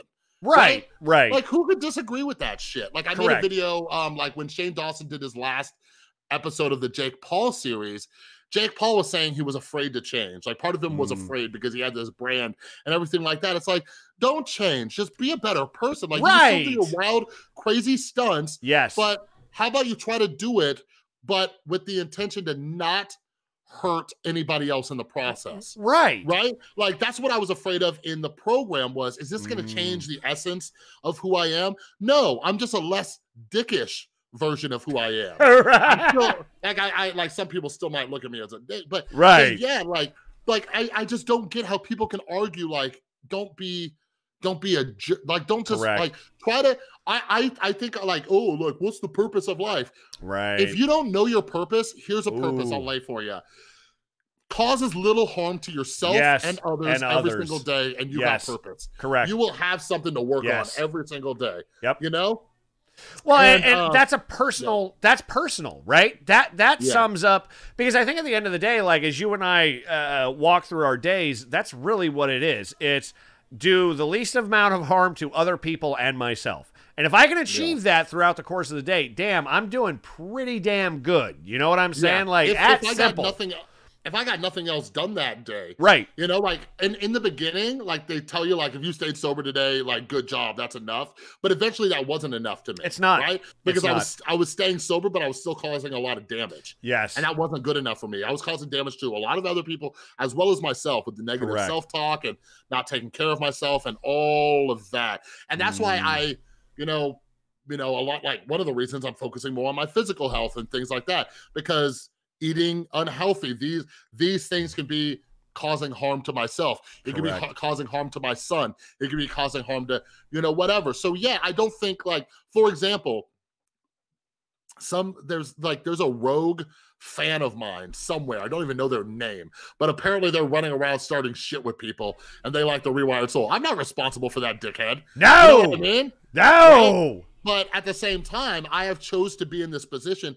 I think anybody who works to be in the public light, like, yeah, you assume the position of being a good role model. Correct. Right? Correct. But a lot of, and it's not just YouTubers, but let's focus, for the sake of our, you know, our channel discussion, podcast, let's talk about YouTubers. They're like, oh, I never asked for this. You kind of fucking did. You did. You know? You did. Sorry. So we got 30 minutes left. So the last thing I want to talk about, can you bring up image number 2 on the screen? Oh, this guy. Okay, so let's go into this. All right. So during my research today, not only did I never respond to Elle Mills, but Logan Paul did. Logan Paul said, ha ha ha, yes, egging her on. But something else I realized, because as I was looking up Elle Mills, I got a thing for Impulsive. Those of you who don't know what Impulsive is, it's Logan Paul's new podcast. All right. So Elle Mills is on, like, one of the newest episodes of the Logan Paul podcast. And now let's talk about relationships, who we keep in our lives. Yes. Like, something that we preach is, like, something that they say is stick with the winners, right? Yep. I don't consider, here's what you know what? Fuck it. I'll say this live. I'll say this for the podcast. When I saw this, I turned to Tristan and I just said, I lost a lot of respect for Elle Mills with this play. Yes. And I know she's young, right? But I was telling Tristan, and think about it. I have 100,000. Right. Logan Paul has millions. Elle Mills has 1 million. But I was telling Tristan, I cannot imagine a universe in which I was telling you this before the show, but I cannot imagine a universe in which I would agree to go on the Logan Paul podcast unless he invited me on to tell him a few things about himself that he might not want to hear. Right? Absolutely. Other than that, the exposure, the views, the things, like, like, I know some people think I just do it for the views or whatever, but I have my boundaries. I have my morals. Are you sure? Because you've been called a shill, my friend. I'm just saying. No, let me correct you. I've been called a fat shill. Oh, damn! They got personal. Damn! Oh, my God. But like, that's the other thing. Like, because earlier we were talking about Elle Mills support group. Like, I don't think Logan Paul's in her support group. I don't think so. I would hope not. Who do you think in Elle Mills' life convinced her that it was a good idea to go on Logan Paul's? Like, I'm not some like, and I don't want to use this word if it offends anybody, but if it offends you, you might be one. Right, Jesus, right. I'm going in the wrong direction. Yes, right. I'm no social justice warrior, but I do think that you got to be mindful of who you're associating with. You 100% do, bro. Okay, cool. I'm glad you got my back. Like, if I don't agree with what you're doing, yes. Check this out. I have had people with way bigger subscriber counts than me reach out to me, and I just haven't responded. I have not. Wow, dude. And it's not something I go around bragging about, but for the purpose of this conversation, correct. I think part of our mental health is learning how to say no. Yes. So maybe I'll give Elle Mills the benefit of the doubt, and maybe she's a people pleaser. Maybe that's how she ended up on. Yeah, I don't really like this guy, but I don't want to say no. No. Stop. Stop. Oh, no. How dare you do that? How dare you co-sign on someone else's shit? This is how we do it here. No. That's no. All right. That would be like me getting a call from one of my sponsees who's like, I'm going to go hang out with fucking Joe Schmo who just relapsed, and we're just going to go out and hang out. And I'm going to tell him, are you fucking stupid? The dude just relapsed. Why do you want to hang out with a dude who just relapsed? You're on a verge of relapse yourself. No. Go to a meeting. Go hang out with some people who give a fuck about you and care about you in the long run. No. Fuck that people-pleasing shit. That's just another problem she needs to address. And yes, that is a problem. People-pleasing is a problem. What? Yes, sir. I'm sorry. Matt, what? Let me ask you something. Sorry. Yes, sir. Where do you think somebody like Elle Mills or any of our listeners could address their people-pleasing issues? Where would be a good place to do that? Well, first, I would say if you're a people-pleaser person, there's some Al-Anon support groups out there that are really fucking helpful. Therapy would be a good place to fucking start. And longer than a couple meetings, go to like a year. Start with a year. Tell yourself a year I'm going to do this. Yeah, we actually have somebody in the chat. I don't know if she's still here, but Daly, the Rewired Soldier, Daly's still here. The Rewired Soldier I did a collab with. She is what we call a normie, but I have a video coming out with her soon. Daly goes to meetings. Daly goes to meetings, and she's good. Right? Just because she knows it'll better herself. Right? Good that's for what you. I said. I'm like, good so for you, man.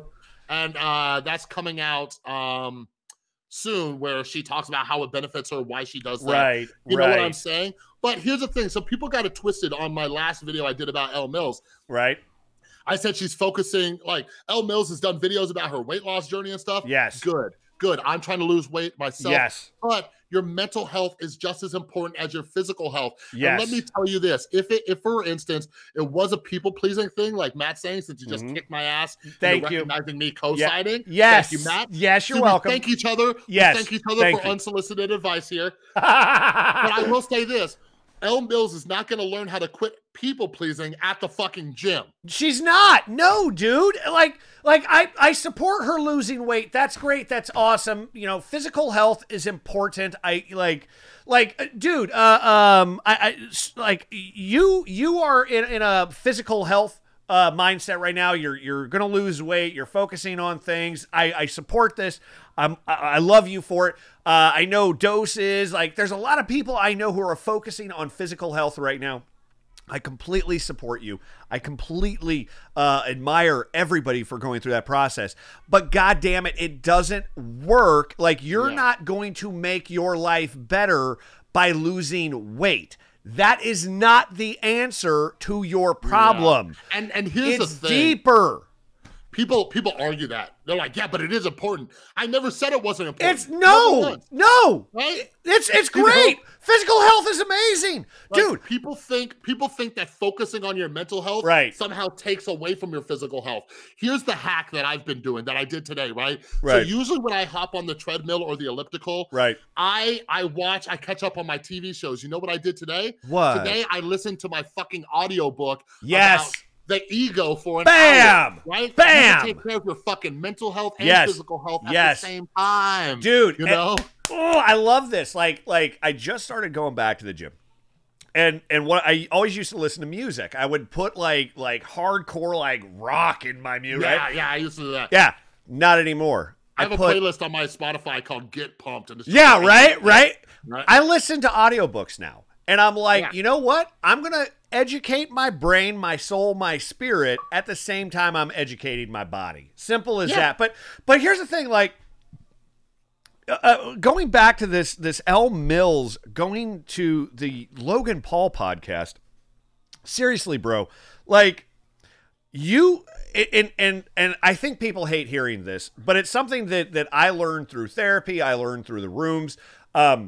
You are who you associate with, okay? And people hate hearing that, all right? Because it's like, well, no, I'm not. Yeah, you are. Yeah, you are. I got a good one after this. So and again, I talked about this in a video of mine and in the video with you today. Boundaries. Where are your boundaries at? Where is your inherent sense of worth that you would associate with that person, with that group of people? Yeah. And something that I love, I actually have a friend doing a guest video very soon, is her therapist taught her to make an ideals list when she was in the dating world. Yes. Right? So like, here's what I'm looking for. Here are deal breakers, and sticking with that. Because especially with like relationships, you start to see that the lonelier you get, the lower your bar gets. The lower your standards become, right? Exactly. So anyways, what like I like playing devil's advocate, somebody would say in this situation with Elle Mills going on the Logan Paul podcast, they would say, oh, it's just business though. They're not best friends. It's just business. But no. I don't abide by that shit. No. Because if you want to be able to go to sleep at night, like one of the last places I worked, we were this scummy scam business, and I couldn't sleep at night because we were scamming people. So you need to bring it correct, even in business. Yes. Right? So, for example, like I said, I've turned down certain YouTubers because I do not believe in what they're doing. Right? So here's the thing. Like, let me tell you this, Matt. And this is the thing that people don't know about Chris. Right. There's a lot of people exposing me and talking shit or whatever. But at the same time, I'm like, I kind of respect you though, because you have some kind of like, I think a lot of them are wrong. But that doesn't matter. Right. Because I would expect those people who don't like me, like if I offered to do like a podcast with them or bring them on a collab and they said no, I would have respect for them. Right. In a weird way. Yes. So that's why I wouldn't buy it if people were like, well, Elle Mills is just doing it for business. It's like, no. Like, for example, I have boundaries. So if Logan Paul called me tomorrow and said, will you come on Impulsive? I'd say, thanks, but no thanks. There. That is a healthy boundary. That is a healthy boundary, dude. Do you see people do that in business a lot? They take a job that's unethical or 100%. Dude, all the fucking time I see this shit, okay? I see this all the time. However, the businesses that succeed in having the most impact on the employees who work there, on the community around them. I'm not talking massive corporations. That's not who I'm talking about, okay? I'm talking about your local businesses, the ones that actually have an impact. They have standards. They have ethics. Now, we may not always agree with those ethics. We may not agree with those standards, but they highlight a sense of community. And I personally appreciate that because I do the same thing in my own life. I set boundaries with myself, okay? And I'm like, these are the standards. Let's start with this. This is my worth. These are my values, and I'm going to associate with those who are on the same value plane or worth plane that I am on. That is a boundary. Yeah. It keeps me healthy and it keeps me focused. And here's the thing. We were taught that we practice these principles in all of our affairs, right? Yes. So I don't just have these boundaries or sets. I didn't say like, oh, I'm going to work at this ethical place, but I'm going to date an unethical woman. No, correct. I didn't do that, right? No. Like, I don't this is everywhere. So let me ask you this, like you're in sales, right? Right? Dirty, so one of the icky reasons, sales. like I was scared. I used to always tell people when I was working at the treatment center that I used to work in the car industry making twice as much or more. Yes. But when I got sober, I knew I can go back and do a good job. Right. But I did not a good job. I knew I could make more money. Yeah. But I didn't trust myself to do it in a way that aligned with my values. Huge. So now that we're on the topic of business, and I don't think you would say it even if you were, so we're just gonna work on trust here, right? How do you, as a man who like has your own self-worth and what you're willing to do, not willing to do, how do you make money and support yourself? Because the lower my bank account was, the more I was willing to do some shady shit in sales. How do you keep yourself on track in the world of business, right? So how do you do that? So, and I actually have a story for this because I've been asked this before because I deal with a lot of professionals, and it's one reason even on my channel, like I try to keep my message kind of focused on creators and non-creators because I work with a lot of professionals, right? 3 years ago, I got a job offer in San Francisco, making 3 times what I was making, right? It was a dream job. It got me back to California. I hate Florida. I cannot stand Florida. But I truly respected the values and the morals, the ethics, if you will, of the company I was at. It was also, when I had found that job, my first question to them was, how do you sell? What's your process? Like, I interviewed them. Okay. Yeah. I interviewed, and for anybody who worries about interviews, I'm sorry, this is a completely side note. If you're worried about going on a professional interview, flip the script, interview them. They need you, not the other way around. Okay. So you are the one in control, not them. But anyway, so, I'm interviewing them. Go ahead. I'm sorry. And I really... Okay.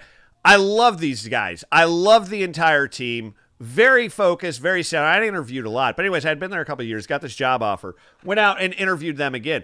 And dude, it reeked of smarm. And I was like, bro, like... It's smarm in a good way or smarm in a bad way? Total bad. Okay. Like... These guys are pulling some shady shit. They're goofing numbers. Like, they're slanging it. They're slanging it like a street side pharmacist. And I'm like, I don't know. I had to say no to that. Now, that was my dream job. And I had to say no. Money or because of what you location, position, money, prestige had way more upward mobility. And that, ladies and gentlemen, is why Matt and I are at a motherfucking 10. Right? Because we don't need anything. Yes. Like, there's a great book by Russell Simmons called Super Rich, right? Yes. And he talks a lot in that book about the art of needing nothing. Like, I don't need anything. Nope. I don't need a bigger house. I don't need a better car. I don't need, when you stop needing that stuff, you can make decisions. So like when you walk into a job interview with the confidence that I don't need this job, like it is just amazing. But what I want to talk about, because we got about 14 minutes left, is like this just came to me while we were talking about this values and who we're willing to work with, especially in business, going back, like Elle Mills talking with Logan Paul, with all of the scam brands that have been infecting YouTube in the past year. Yeah. Think about that for a second. Yeah, right? man. If YouTubers had a better compass, like what you're talking about, interview them. Correct. Make sure they're right for you. Correct. Like, do you think that YouTubers are having an issue with doing that. Like they're just like, oh wait, money? Oh, I don't care. Right? Like that's the out that Right Scum tried to take with the mystery box thing. Oh, like, dude. He's like, oh, my manager just told me this and said money, and then I recorded a video. That's it. It's like, why are you saying that? Like that's a valid fucking reason. It's like, not. You know? Yeah. Oh, dude. I'm sorry. I interrupted. Go ahead. I'm sorry. No, like that's my question. Like, do you think with what we're talking about, who you associate with, how you do this, getting a job, interview them, like, do you think that it would, and maybe I'm asking for me too, like after you hit 100K, a bunch of brands start reaching out to you. So I got emails that I'm still getting back to and stuff, but I'm doing research. I'm checking their reviews and all this other stuff because like, let's talk about like even Gabby Hanna for a second. Yeah. Right? Yeah, like, man. Like, oh, everything looked fine with Kenza Cosmetics. It's like, Did it? Dude, Dude, all the time. Question your motives. Stop yourself and back up and go, what am I really doing? Am I really, with that, did you really look at that? Or did you just kind of go, I'll give it like a one eye look and then just move on and say yes, right? Yeah, like with Kenza Cosmetics, like, well, I like makeup brushes, so I don't see why not. Well, okay, so it's a different position, okay? Because we're here on YouTube and we're talking about especially like brands, man. Like, I wanted to talk to you about it anyway, so I'm glad you brought it up. I would imagine a lot of different brands and companies, etc., are reaching out to you. Okay, we have someone who's stepping into the true influencer world, right? Like people are starting to pay attention to you. Yes. They're going to want to jump that gravy train because, listen, I'm in sales. It's what I would do. I would go, okay, this dude just hit 100K. Is your company going to sponsor a video or what? Never in a million years. I don't want to be associated at all with it. No, I love Matt because he's honest. Completely and utterly, man. There's too much. Like I'm like, is it safe? I don't know, right? Yeah. But that's okay. I wouldn't sponsor my channel anyway, either, right? You know, it's like, no, we're not now. But they're going to be reaching out to you, and it's going to put you in an interesting position. Because now you're good. Now it's like this is where the rubber meets the road. This is like step 6. This is like step 6 all over again. Like, what are we really willing to do here? Like, how willing are you to abide by your morals? How willing are you to abide by an ethical standard you set when someone is like, but bro, I'm giving you $100,000. What do you want? You know what I'm saying? Like, here's the thing, Matt. Do you know how great my life has been without $100,000? Oh! Again, like to anybody, like again, like what if Logan Paul was like, I'll give you $100,000 to be on here? Like, right, bitch, I don't need your money. Right? Like I've had brands reach out to me and I'm just like, no, or just didn't respond. Like I tweeted it out. I don't know if you saw it a while back, but some brand was like, hey, we make like Gucci knockoff bags. Would you like? I'm like, no, I didn't even ask him how, but like, oh, is the price right? Right, like what does that have to do with me? I don't even want to know. Like, I'm sorry, exactly. No. So like the thing is, like, okay, so there's a brand who reached out to me. I can't say who it is. Like I have a mental health channel. Like what products, like, right? But it's like I look at it and it's like, could anybody in my audience benefit from it? The answer was yes. I spent some time researching it. They had good reviews, right? I spent some time and then I emailed it back. I'm like, all right, let's have a conversation. That's what it was. Right. You know, like that's pretty much what it is. But yeah, like there isn't an amount of money. So here's the thing. I know I have a lot of cat lovers on my channel. Do you have any pets? Unfortunately. What does that mean? That I am not listen, I love animals, but I am not a pet guy. So I have two. My beautiful, wonderful partner has one dog because the other one died recently, but one dog. Don't go, don't go, So I think it was either before I had a cat. That doesn't count, my cat. Right. It was one of the two. But I asked Tristan, like, what amount of money would you take to sell your cat, right? And she's like, no amount of money. I'm like, no amount of money? I'm like, it's a cat, right? But as my relationship has grown with my cat, right? My cat, she's actually, look, she's on my shirt right now. Tristan designed that. You are. That's So crazy. this is for sale in the Rewired Soul merch store. Check out my descriptions on my channel. Anyways, but like I get it now. Like there's no amount of money where somebody says, hey, because like I love that damn cat. But anyways, it's kind of like my channel, my ethics, my morals, right? There's not an amount of money that I can think of that is worth my dignity, right? Like, because here's the thing, Matt, and you know, maybe it's because we're addicts in recovery. There was no amount of drugs that ever made me happy. There was no amount of alcohol that ever made me happy. No. I've had the cars, I've had the house, I've had everything that people think they want, and I have been miserable. I've already seen that other side. Correct. Right? Correct. So like that $100,000 to sacrifice my morals, what am I gonna do with it? Go on a trip to Europe, pay off some debt or whatever. And now I'm looking at like, oh my God, like look at what Gabby Hanna's dealing with for selling some fucking makeup brushes. Oh that's Tristan's cat. Dude, cat Wyatt. Is this the cat? That's Tristan's cat Wyatt. Okay. All right. The other one is my Look at that. I like that one. I'm trying to find the other one. I'm gonna get that for a friend for when we go to Playlist Live. I think she'll like that one. Illy Mason. A lot of you saw I did the interview with her. Yep. So don't tell Illy. I'm gonna surprise her with Illy, don't watch. Whatever you do or listen. I just found out Illy watches like all my videos. Like a lot of my creative friends are like, yeah, I watch stuff. Like Illy like knows my content better than. So I can't remember in this video you said this. I'm like, oh damn. But yeah. Anyways, like. So yeah, I've had everything and felt miserable. So there's nobody who can buy me off. Yes. Right? Yes. And they better be careful too, because I got a real loud fucking mouth. Yes. Yes. Dude, I love this. You know? See, this was huge. This was huge because I actually made more money before, like money, right? Like before I got into therapy, before I got into recovery. Yeah. The oddity is, and I tell this to everybody, and I don't mind sharing it now. You and I have talked about my own journey on YouTube with being secure in me enough to talk about this stuff. The best time in my life or our family's life that I can remember is literally after my partner and I decided to reconcile. After she believed that I was actually doing the work. That was it. That was like once she saw it, she was like, "Okay, I'll give you a shot, dude, and we'll see what happens," right?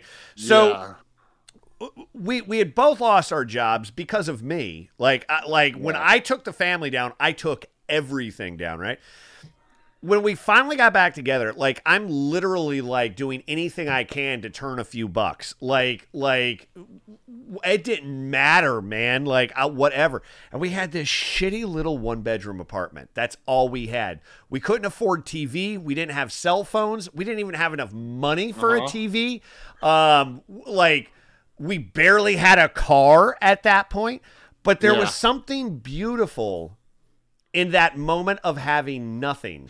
Because inside of that, having none of this other shit, it focused us to fall in love with what we had. Yeah, it was gratitude. Oh, dude. So Matt, here's a pop quiz for you. We got a few minutes left because as you were saying that, it reminded me of this quote that I would always tell my clients. All right, it says, "Perhaps he will never have much money again, but the wise family will admire him for what he is trying to be rather than for what he is trying to get." See, and that's an amazing line out of that book, brother. I love I love you're definitely one of the big book guys. You love this thing, right? And thank my sponsor. Dude, I remember, dude, I still read that thing every so often. But dude, I love people who have that shit geared into their brain because I don't, man. I don't. It's like I think I reached out to you. I can't remember what it was. And I was like, bro, this is what I'm struggling with. And then you dropped that line and I was like, God damn it, it was right in the book. Son of a bitch, it was no, there. You know? Like that. And look, so somebody in the chat, I know we haven't been active in the chat Right, this first right. episode, but they said, ooh, I like that quote. Exactly. Yes. Like, here's the thing that you'll learn about Matt and I over our relationship between Matt, me, and all of you beautiful people out there, is that like this recovery stuff, it can help in all aspects of your life.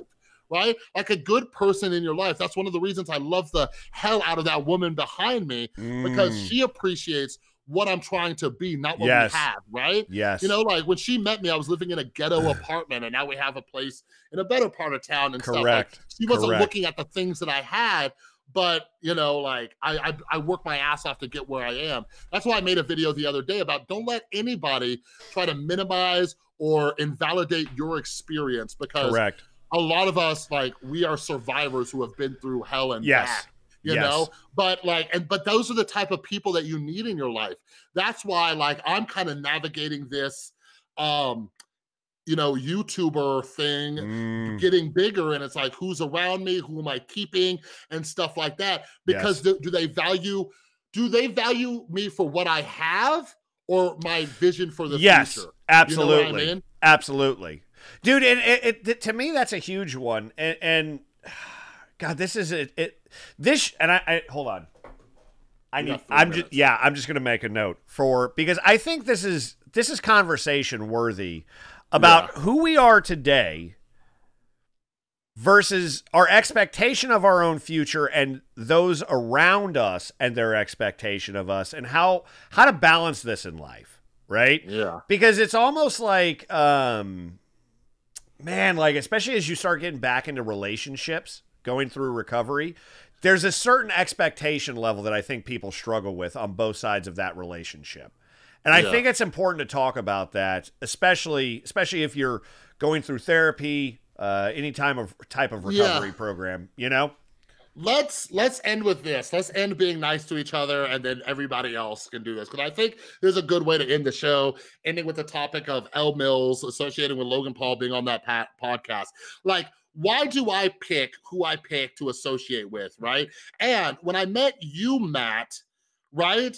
Like, I could see things about you. I saw a hell of a work ethic, right? I saw logic, which is something I look for in people. Right? You know, like, these are things that I look for people who hold themselves accountable. Right. You know, like, these are things that I look for. This is why I don't have like many good friends. It's because it's hard to find. Like, it's hard to find those things. Right?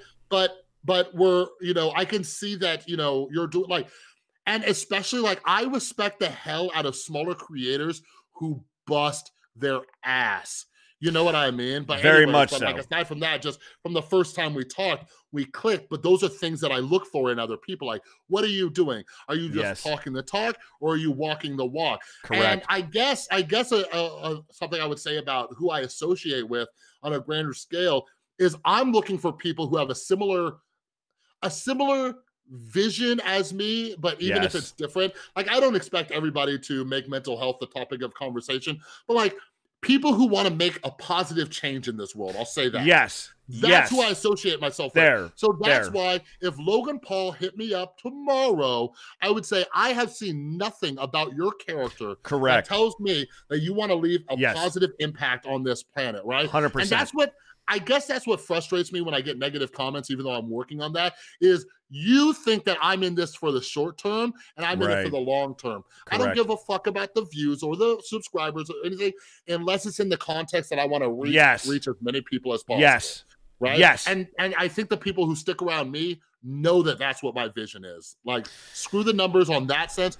I just want to reach people, right? Dude. And that's the way I package it. Isn't that all, dude? And I tell people this all the time, and it's because I tell myself all the time. I'm the first one who will get caught up in numbers. Ask anybody I've worked with from a YouTube standpoint in the past.